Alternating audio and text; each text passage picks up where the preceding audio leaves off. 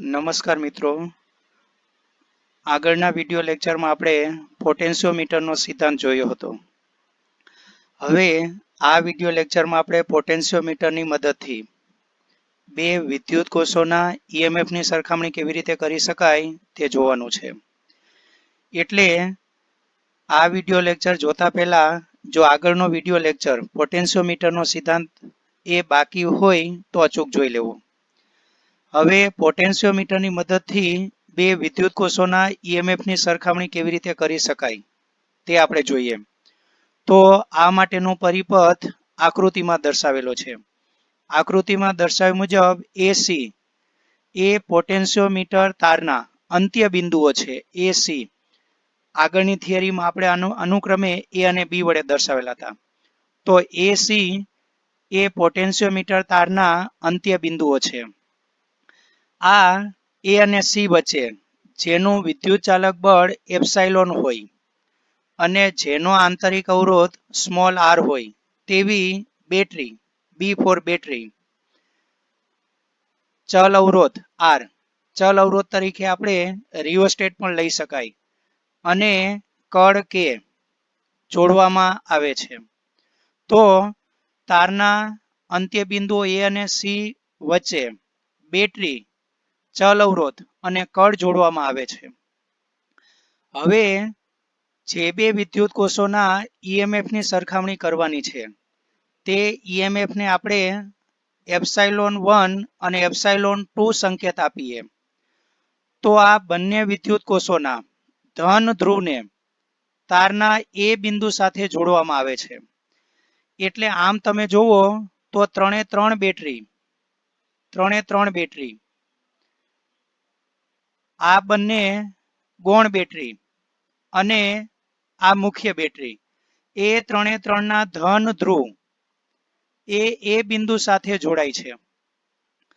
તો જે બે વિદ્યુત કોષોના ઈએમએફની સરખામણી કરવાની છે તે વિદ્યુત કોષોના ધન ધ્રુવને તારના A બિંદુ સાથે જોડવામાં આવે છે.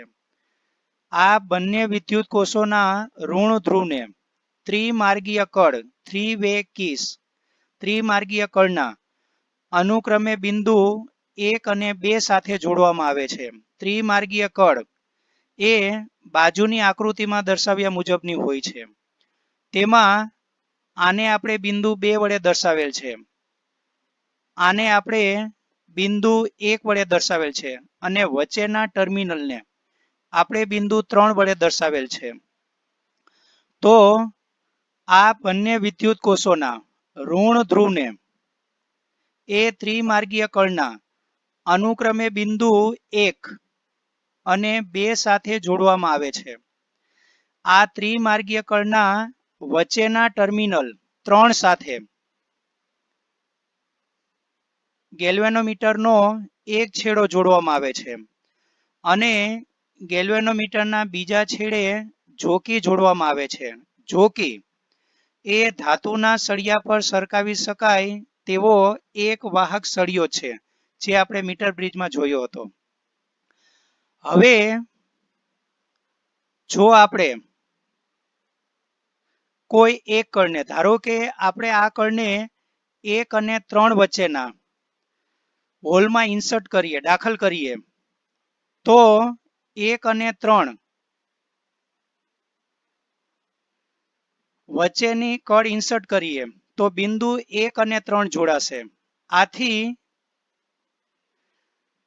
એપ્સાઇલોન 1 એ પરિપથમાં જોડાશે. હવે આ સ્થિતિમાં તમારે જોકીને તાર પર સરકાવી એવા બિંદુ પર લાવવાનું છે કે જેથી ગેલ્વેનોમીટરનું આવર્તન શૂન્ય થાય. આ બિંદુને આપણે N વડે દર્શાવી દઈએ.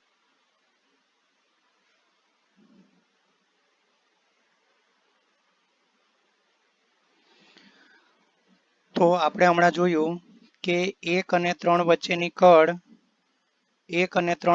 કળ દાખલ કરવાથી એપ્સાઇલોન 1 એ પરિપથમાં જોડાશે અને આ વખતે જોકીને તાર પર સરકાવી અને ગેલ્વેનોમીટરનું આવર્તન શૂન્ય થાય તેવું તટસ્થ બિંદુ n1 મેળવેલું છે, તે તટસ્થ બિંદુ n1 મેળવેલ છે. હવે a થી n1 સુધી, a થી n1 સુધી જો તારની લંબાઈ આપણે L1 લઈએ તો બંધ loop a n1 g epsilon 1 એ માટે કિર્ચોફનો બીજો નિયમ લાગુ પાડવાનો છે. આ માટે આપણે એ બિંદુથી શરૂ કરીએ. તો એ બિંદુથી શરૂ કરી n1 તરફ જતા પ્રવાહની દિશા અને ભ્રમણની દિશા હોવાથી આ ભાગનો વોલ્ટેજ ઋણ આવશે. હવે આપણે આગળની થિયરીમાં જોયું છે તે મુજબ તારના કોઈ પણ બે બિંદુઓ વચ્ચે વિદ્યુત સ્થિતિમાનનો તફાવત V એ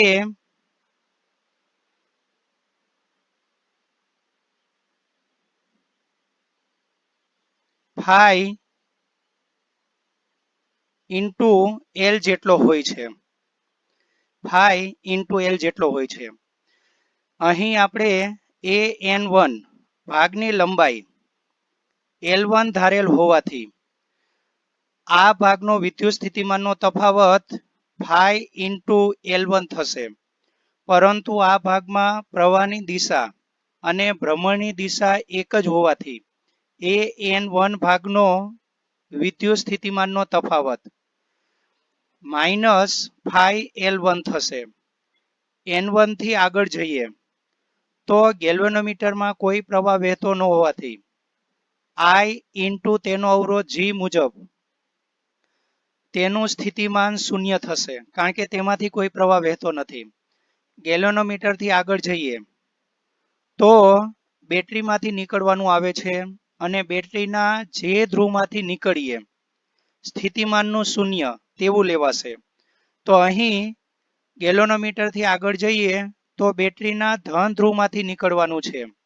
આથી બેટરીના વોલ્ટેજ તરીકે પ્લસ એપ્સાઇલોન 1 લેવાશે. અને ત્યાંથી આગળ જઈએ ફરી એ બિંદુ પર પાછા આવીએ તો ઇઝ ઇક્વલ ટુ 0. હવે માઇનસ phi L1 ને જમણી બાજુ લઈ જઈએ તો તમારું સૂત્ર આવે છે phi L1 is equal to epsilon 1. આને આપણે સમીકરણ નંબર 1 આપી દઈએ.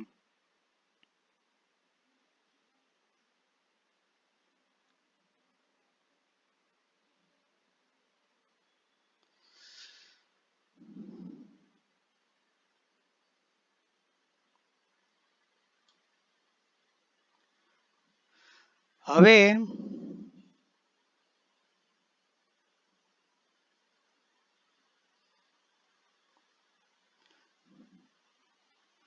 તમારે બિંદુ 2 અને 3 વચ્ચેની કળ એટલે 1 અને 3 વચ્ચેની કળ દૂર કરી બિંદુ 3 અને 2 વચ્ચેની કળ એન્ટર કરવાની છે. હવે બિંદુ 2 અને 3 વચ્ચેની કળ એન્ટર કરવાથી એપ્સાઇલોન 2 એ પરિપથમાં જોડાશે. ફરીથી તમારે ઝોકીને તાર પર સરકાવી અને એવું તટસ્થ બિંદુ n2 મેળવવાનું છે કે જેથી ગેલ્વેનોમીટરનું આવર્તન શૂન્ય થાય. આ સ્થિતિમાં આ બીજી સ્થિતિમાં an2 તારની લંબાઈ આપણે L2 લઈએ તો ફરીથી બંધ લૂપ an2 G એપ્સાઇલોન 2 એ માટે કિર્ચોફનો બીજો નિયમ લાગુ પાડવાનો છે. તો એ બિંદુથી શરૂ કરી n2 તરફ જતા પ્રવાહની દિશા અને ભ્રમણની દિશા એક જ હોવાથી વોલ્ટેજ ઋણ આવશે. અને હમણાં આપણે જોયું કે તારના કોઈ પણ બે બિંદુ વચ્ચે વિદ્યુત સ્થિતિમાનનો તફાવત V is equal to phi L સૂત્ર મુજબ AN2 ભાગનો વોલ્ટેજ માઇનસ phi L2 એટલે AN2 ભાગનો વોલ્ટેજ માઇનસ phi L2 ત્યાંથી આગળ જઈએ તો ગેલ્વેનોમીટરમાં કોઈ પ્રવાહ વહેતો ન હોવાથી તેનો વોલ્ટેજ શૂન્ય થશે. ત્યાંથી આગળ જઈએ તો બેટરીના ધન ધ્રુવમાંથી નીકળતા હોવાથી તેનો વોલ્ટેજ પ્લસ એપ્સાઇલોન 2 થશે. ત્યાંથી આગળ વધીએ તો બિંદુ એ પર પાછા આવીએ, આથી સ્થિતિમાન શૂન્ય થશે. હવે phi L2 ને જમણી બાજુ લઈ જઈએ તો તમારું સૂત્ર આવશે phi L2 is equal to epsilon 2. આને આપણે પરિણામ નંબર 2 આપીએ.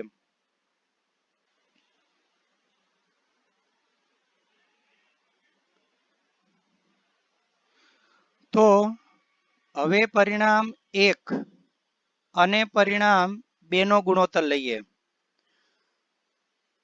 તો આપણને એક બાજુ મળશે epsilon 1 by epsilon 2 is equal to phi L1 upon phi L2. phi cancel થઈ જાય એટલે તમારું અંતિમ સૂત્ર મળે છે L1 બાય L2 એટલે તમારું અંતિમ સૂત્ર મળે છે epsilon 1 by epsilon 2 is equal to L1 by L2. હવે એપ્સાઇલોન 1 અને એપ્સાઇલોન 2 આ બે વિદ્યુત કોષોના EMF માંથી કોઈ પણ એક વિદ્યુત કોષનું EMF જાણતા હોય તો પ્રાયોગિક રીતે L1 અને L2 મેળવી બીજા કોષનું EMF શોધી શકાય. હવે અહીં એક વસ્તુ ખાસ ધ્યાન રાખવી કે મુખ્ય બેટરીનું EMF એ બંને ગૌણ બેટરીના EMF કરતા હંમેશા મોટું હોવું જોઈએ. આ રીતે બે વિદ્યુત કોષોના EMF ની સરખામણી થઈ શકે.